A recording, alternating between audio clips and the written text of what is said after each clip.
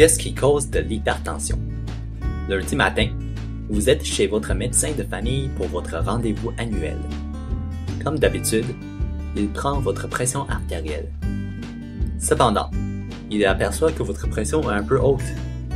Il vous demande donc de prendre votre pression dans votre pharmacie pendant une semaine pour confirmer si vous avez vraiment l'hypertension. Vous vous demandez alors que peut bien causer cette hausse de votre pression artérielle. La réponse n'est pas très facile à trouver. En fait, l'hypertension est une des maladies qui peut être causée par plusieurs facteurs. Au Canada, 18% de la population en haut de 20 ans serait atteinte de l'hypertension. Ce pourcentage augmente à 50% chez les personnes en haut de 65 ans et plus. On classe l'hypertension artérielle par deux catégories. Dans la plupart des cas, l'hypertension est dite essentielle, c'est-à-dire qu'on ne sait pas trop c'est quoi exactement la cause qui est derrière la maladie.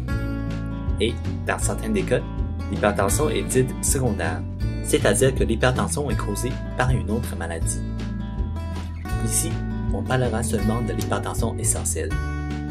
Les facteurs de risque qui sont associés avec l'hypertension sont pour la plupart des mauvaises habitudes de vie. On trouve sous cette liste le manque de l'exercice, la mauvaise alimentation, la consommation excessive de sel, l'obésité, la consommation excessive d'alcool et le stress.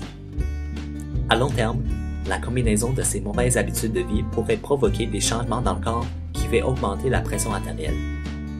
L'hypertension est aussi une maladie qui apparaît avec les changements du corps en vieillissant. Il est aussi important de savoir que l'hypertension artérielle est associée à un modèle familial. Donc, si vos membres de la famille sont atteints de l'hypertension, vous avez aussi plus de chances d'en être atteint. Il existe également un phénomène qu'on appelle le syndrome de la blouse blanche. Il s'agit d'avoir une pression haute seulement quand vous êtes chez le bureau du médecin. La raison derrière ce phénomène serait une anxiété à l'idée de voir le médecin. Dans ce cas, si on prend la mesure dans un autre endroit et les valeurs sont normales, on n'a pas réellement l'hypertension. Adopter des bonnes habitudes de vie est essentiel dans la prévention et le traitement de l'hypertension artérielle. Si vous avez besoin d'aide pour adopter ces mesures, n'hésitez pas à consulter un professionnel de la santé comme votre pharmacien.